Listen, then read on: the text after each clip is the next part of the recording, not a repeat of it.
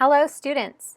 This video will give you an overview of how to install Word on your computer and how to use Word to complete annotations for your DLA packets. If you already have Word on your computer, you can go ahead and skip forward to the annotation section. All Long Beach City College students have access to the Microsoft suite of products, including Word. This video will show you how to access those products. The first step is to go to Microsoft.com. Once you reach the page, you'll notice that in the top right, there's an option to sign in. Click on that, and when you get to this page here, you'll enter in your student ID number at lbcc.edu. Then click Next. This will take you directly to the Viking portal, where you will be prompted to enter in your Viking ID and password, or it might be auto-saved as mine is here. Then click Login. Now you'll be directed back to a page that looks awfully similar to the Microsoft Online homepage, but you'll notice that you're logged in because you can see your name appearing in the top right corner. Click on your name and click on View Account, and now you'll see your personalized Microsoft homepage.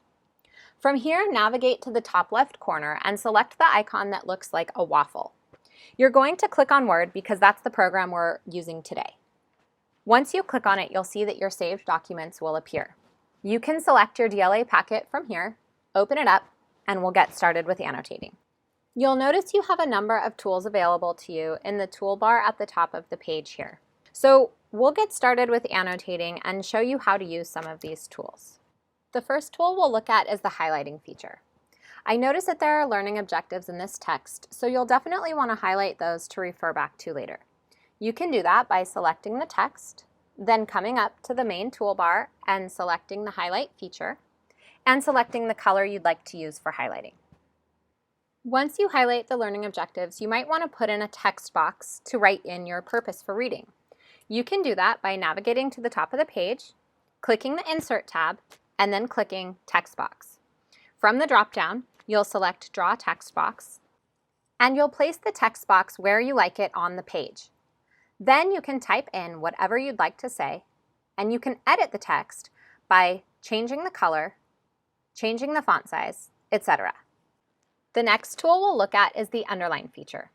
To use this tool, you'll select the text that you want to underline, and then you'll come up to the top of the page where you see this U icon.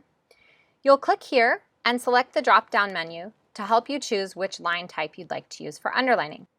If you decide you really want this to stand out, you can always come up to the Change Text Color feature, select the drop-down menu, and choose a new color for the text. You can even make it bold if you really want it to pop. The next item I want to show you is the border feature. Maybe you come to a selection of text that you want to put a box around. You can easily do that by selecting the text that you want to box, then coming up here to click on the square icon and the drop-down arrow next to it, and you can select Outside Border. Now you'll see the box will appear around your selected text. Now let's say you want to add a symbol or marking next to your boxed text. To do that, you would come up to the Draw tab and click into it.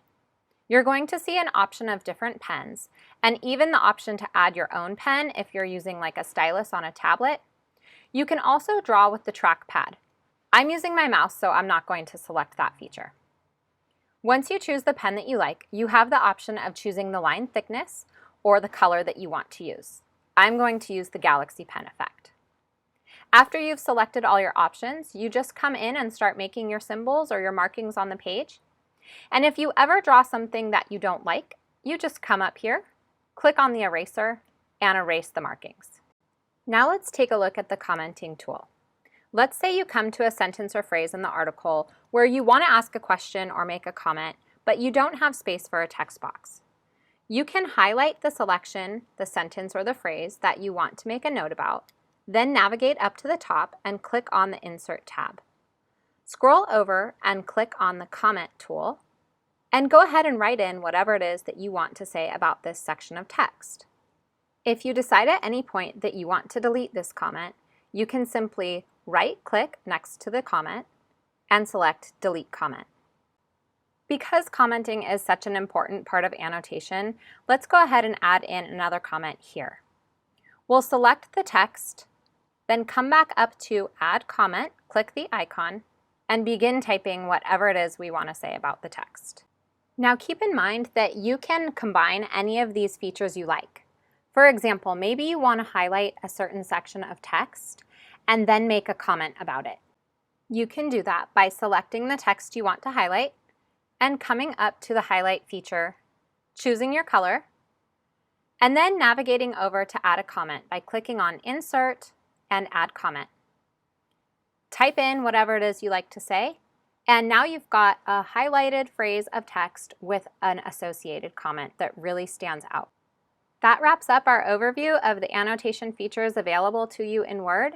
If you have more questions, the Writing and Reading Success Center has you covered. We've got more informational videos on our Canvas page, so check it out. Thank you so much for watching and take care.